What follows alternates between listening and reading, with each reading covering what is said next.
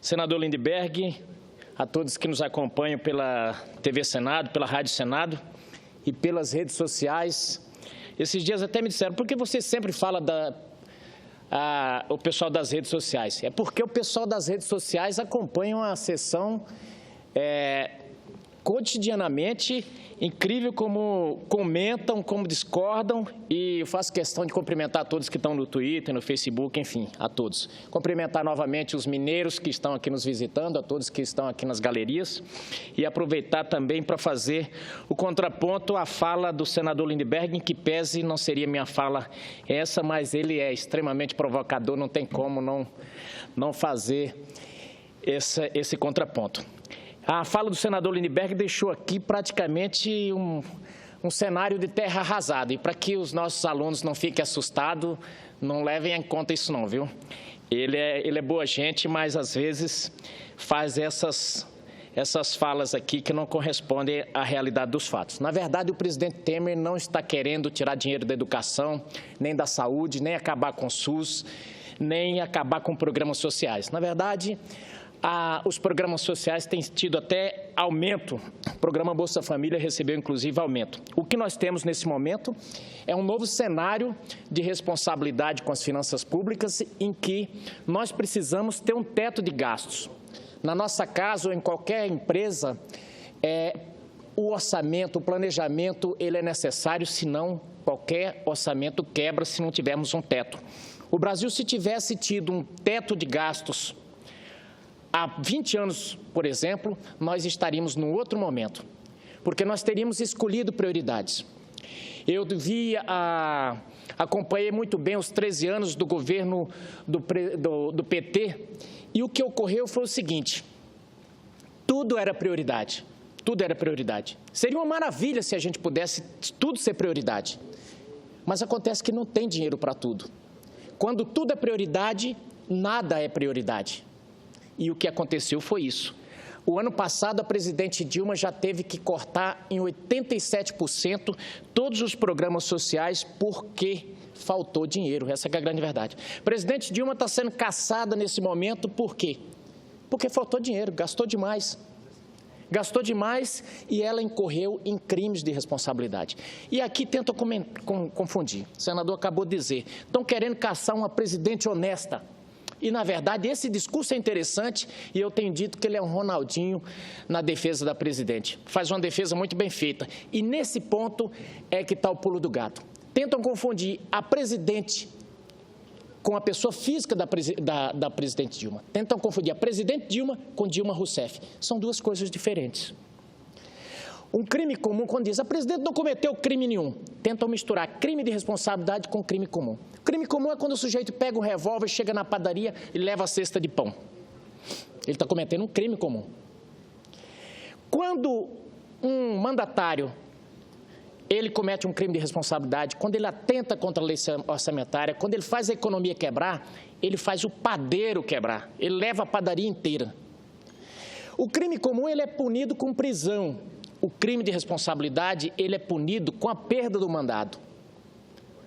Damásio de Jesus, um jurista conhecidíssimo no Brasil, ele dizia até o seguinte: crime de responsabilidade não devia nem ser chamado de crime. Ele devia ser chamado de infração administrativa, porque ele é uma infração administrativa. Ele é uma infração política e quem os comete perde o mandato. Bom, o impeachment é um golpe, estão tirando a presidente honesta por causa de 3 decretos e por causa das pedaladas fiscais. Não é um golpe. Não é um golpe. E desde quando o impeachment passou a ser chamado de golpe? Sabe quando? Quando ela passou a ser um processo em relação ao Partido dos Trabalhadores. Se eu não me engano, foi Eduardo Jorge que disse o seguinte: nós pedimos impeachment até do presidente do Corinthians. O PT pedia impeachment até do presidente do Corinthians. Isso é uma realidade. O PT fez pedido de impeachment, se eu não me engano, de todos os presidentes depois do Collor, menos do Lula e da Dilma, obviamente. Mas Fernando Henrique, Itamar, todos eles fizeram pedido de impeachment. Isso era golpe? Não. Por quê? O impeachment é uma figura constitucional, está lá esculpida na nossa Constituição, é o procedimento normal pelo que se faz quando um mandatário comete algum crime. Assim como o processo administrativo é feito para o funcionário, para o servidor público, quando ele comete alguma infração administrativa. Bom, mas nesse momento chegou-se a dizer que, devido a ser um golpe, o presidente Michel Temer, que ora está nesse momento, ele não é uma figura legítima para estar na presidência da República. Bom, primeiro que Michel Temer nada tem a ver com esse impeachment. Num primeiro momento, chegou a ser contra. Esse impeachment veio das ruas, esse impeachment veio da pressão popular e o Senado e a Câmara Federal, ele só embarcou nessa ideia de impeachment pela pressão popular. Milhares, aliás, milhões de pessoas foram às ruas protestar. Isso vem desde 2013. E aí me remeto ao que se falava agora há pouco, o senador Lindbergh, a senadora Vanessa e a senadora Gleisi, que falou aqui, sobre os protestos, que agora esse presidente estaria fazendo repressão aos protestos. Isso não corresponde à verdade. Sabe por quê? A população brasileira vem protestando desde 2013. Na Copa, por exemplo, nas ruas do Rio de Janeiro,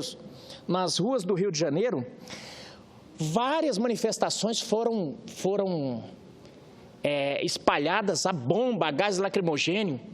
Não podia protestar dentro dos estádios. Eu me lembro que o PSDB entrou com um pedido de liminar para que pudessem protestar, para que pudesse haver o livre direito de manifestação. Não pôde.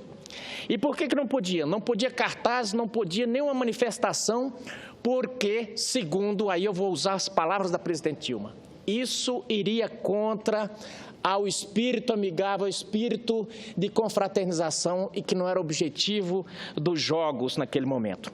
Essa era a grande verdade. Então, nem Dilma reprimiu manifestação, nem Temer está reprimindo. Até porque a legislação da Copa, essa legislação que são feitos, esses regulamentos, são feitos com base no que já é tradicionalmente em todos os países. Isso é histórico, que nem eu acabei de dizer há pouco. Atletas perderam medalha já na história olímpica porque fizeram algum tipo de manifestação. Há tempos que nos estádios brasileiros já se vem coibindo o uso de bandeira, o uso de faixa, qualquer coisa, até para que não se use isso como arma. E eu tenho visto, o próprio Supremo Tribunal Federal, naquele momento na Copa, decidiu que era legítimo proibir aquelas manifestações, ressalvando que podia haver o livre direito, a liberdade de expressão. Então, isso aí era só para esclarecer de que, na verdade, não está havendo repressão alguma. E, dito isso, vou aproveitar para ler um artigo do presidente Michel Temer, que escreveu no jornal Hoje. E vem bem a calhar devido à discussão que estamos tendo aqui. Disse o presidente Michel Temer da seguinte forma: minha formação democrática me impede gestos autoritários, não os praticarei. Michel Temer está no Estadão de hoje. É incrível a vocação centralizadora e autoritária da nossa cultura política. Todos acham que se o Poder Executivo apresentar um projeto de lei, não poderá ele ser trabalhado com o Poder Legislativo. Quantas vezes tenho lido e ouvido, ao mandar projeto ao Legislativo e ajustar os seus termos, que o governo recuou. Grande engano. Vivemos uma democracia. Isso significa que o Legislativo, assim como o Judiciário, também governam. O Legislativo não é mero chancelador dos atos do Executivo. Ao contrário, propõe, sugere, acrescenta, modifica. Nos últimos tempos, temos procurado chegar a um consenso sobre a proposta de texto legal com as duas casas congressuais, a Câmara e o Senado. Estabelecemos diálogo na convicção de que assim se exerce o poder popular escrito na Constituição Federal. O exercício do poder unitário, unipessoal, só é encontrável nas ditaduras, mas compreendo sociologicamente a nossa vocação centralizadora. Basta apanhar a história do Brasil desde os tempos da colônia. Primeiro ganhamos as capitanias hereditárias, depois o governo geral. Em seguida veio o Império com o Estado unitário. Depois, na República, tivemos um ciclo de 20 a 30 anos de aparente descentralização, seguido de 20 anos de concentração. Foi assim de 1891 a 1930, de 1930 a 1945 e de 1945 a 1964 e daí até 1988. Esses ciclos históricos revelam que a tendência centralizadora absoluta é marca da nossa concepção política. As pessoas sempre almejam que a União cuide de tudo e de todos. E, na União, o Executivo, sempre identificado como governo, todo controle. Trata-se, aliás, da tendência de considerar o Poder Executivo como salvador da pátria, supridor das demandas da sociedade, a cujo poder da caneta os outros poderes sempre recorrem, buscando apoio e, sobretudo, recursos. Cientistas sociais como Maurice Duverger chegam a apontar a alta concentração do poder no comando do Executivo como uma característica da América Latina, tradição que vem desde os tempos da colonização e da cultura ibérica. Nos colonizadores concentrava-se toda a força e essa condição, de certa forma, se enraizou no presidencialismo, como podemos identificar entre nós quando a República tomou o lugar do Império. Tornou-se bastante comum por aqui o recorrente conceito sobre o presidencialismo, de cunho imperial, com que se procura caracterizar a força do nosso sistema de governo. Situação que deixaria em desequilíbrio a tríade de poderes arquitetada por Montesquieu. É fato, entretanto, que a democracia, entendida como governo de todos, afinal o poder emana do povo, é exercida pelos poderes executivo, legislativo e judiciário, mas é dificilmente compreendida. Volto a registrar que a ideia reinante é de que o executivo produz e o legislativo deve simplesmente aprovar. Um contrassenso, não é e nem deve ser assim. De igual maneira, a federação, nela a União e Estados são autônomos. A União não pode interferir nas competências dos Estados sob pena de inconstitucionalidade. A eles, Estados, cabem as chamadas competências residuais, ou seja, cabe-lhes o resíduo, o resto do que não foi expressamente conferido à União e seus municípios. Entre as residuais, a principal delas é a competência para dispor sobre sua administração interna. A organização, a estrutura, os direitos e deveres dos seus servidores constituem o núcleo da sua competência residual.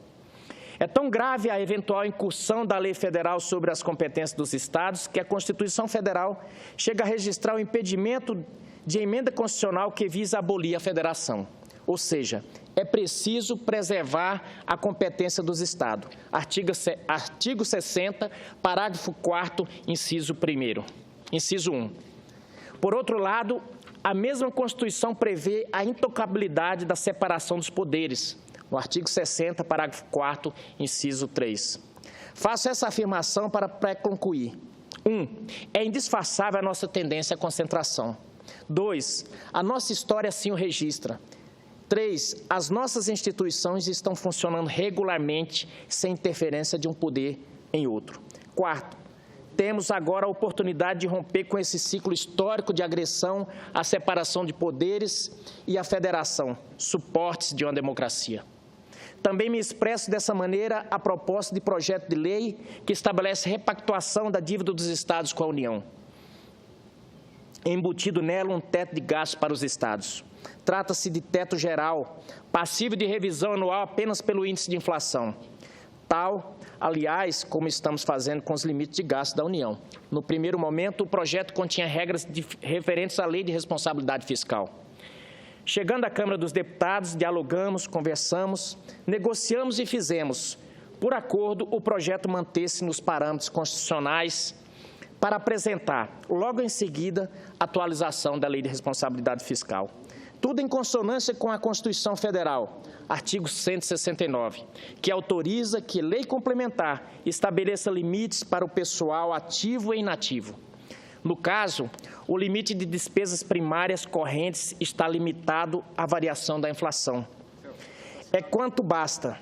Se os Estados decidirem criar despesas em algumas áreas, no exercício de sua autonomia, deverão retirar esses valores de outros gastos. Importa obedecer ao limite de gastos previsto no projeto, respaldado pelo artigo 169 da Constituição Federal. Este escrito se destina a evidenciar que minha conduta se respalda na Constituição Federal. Digo mais, minha formação democrática me impede gestos autoritários. Não os praticarei. Esse é o caminho para a consolidação de um sistema participativo que nos levará ao ajuste fiscal necessário, ao crescimento com combate ao desemprego, ao desenvolvimento e à paz social, tão desejada pela imensa maioria do povo brasileiro.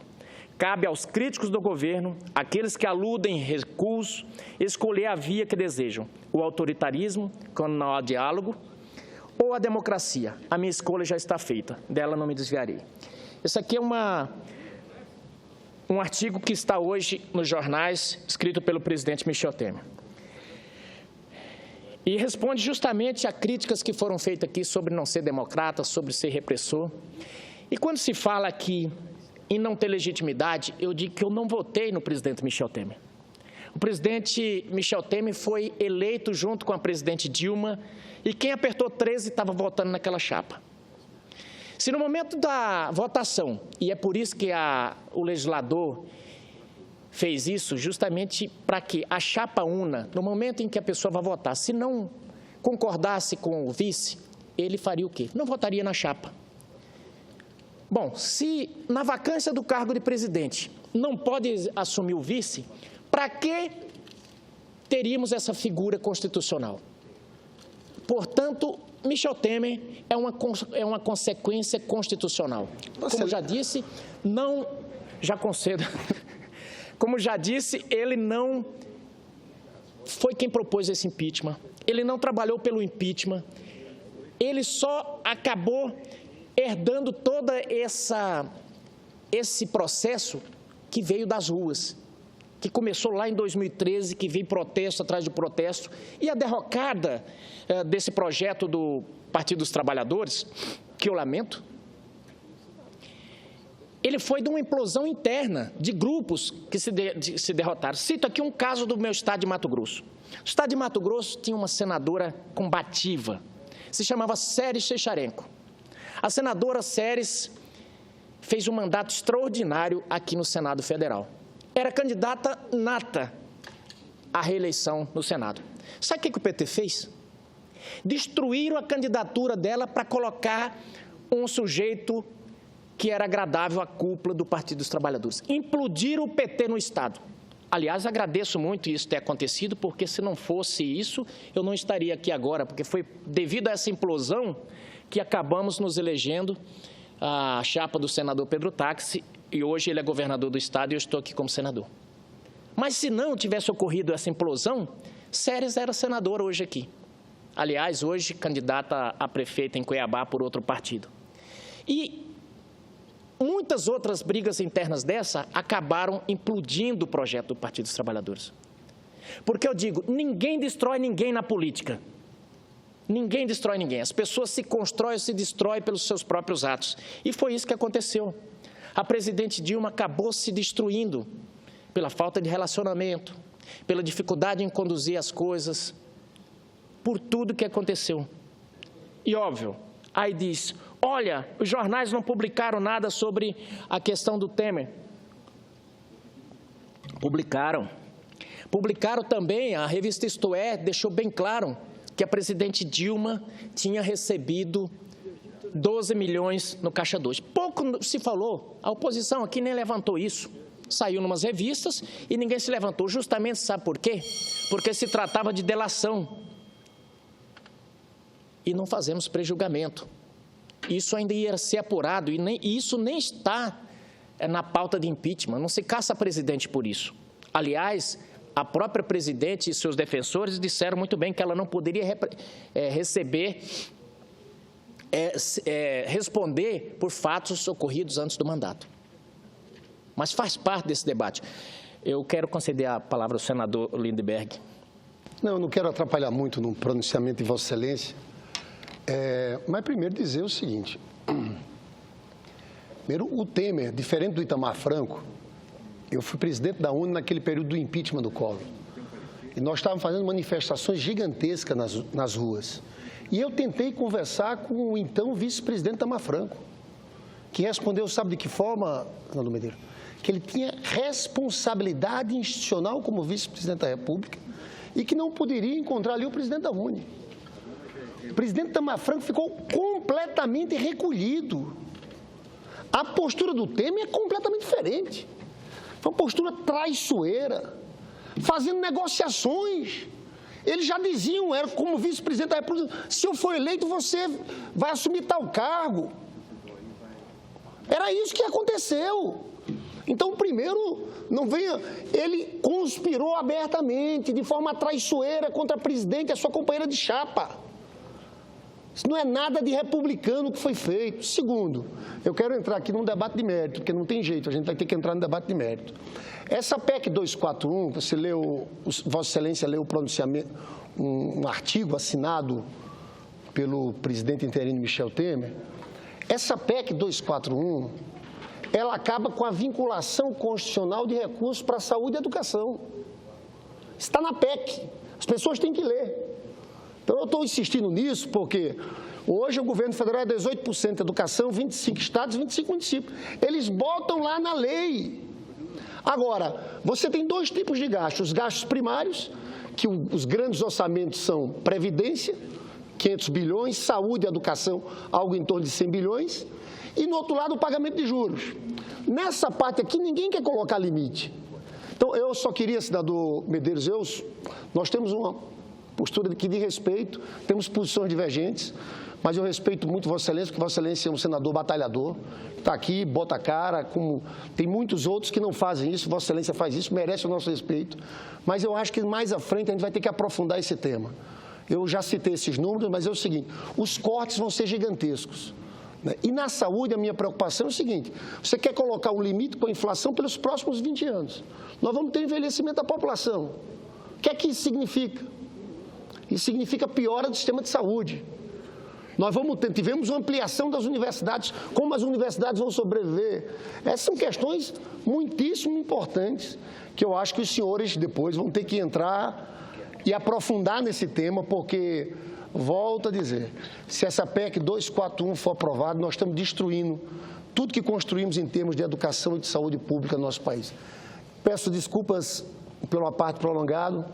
Cumprimento Vossa Excelência e devolvo a palavra para o senador Medeiros. Muito obrigado, senador Lindbergh. Vossa Excelência é um dos senadores mais duros de debater aqui, um estudioso e um combatente, um zagueiro do tipo do Simeone na zaga da presidente Dilma. Mas, como eu dizia há pouco, e aí concordo com Vossa Excelência, nós precisamos aprofundar o debate. Existem algumas anomalias no nosso sistema, por exemplo, nossa saúde. Nós temos gastos muito grandes de impacto, gastos importantes na saúde, só que essa saúde não está chegando na ponta. E aí eu digo das pessoas que estão nesse momento esperando remédio de alto custo, das grandes filas que estão nos corredores. E, ao mesmo tempo, a pergunta que nós temos que fazer é o seguinte, nós estamos gastando pouco ou muito, ou estamos gastando mal?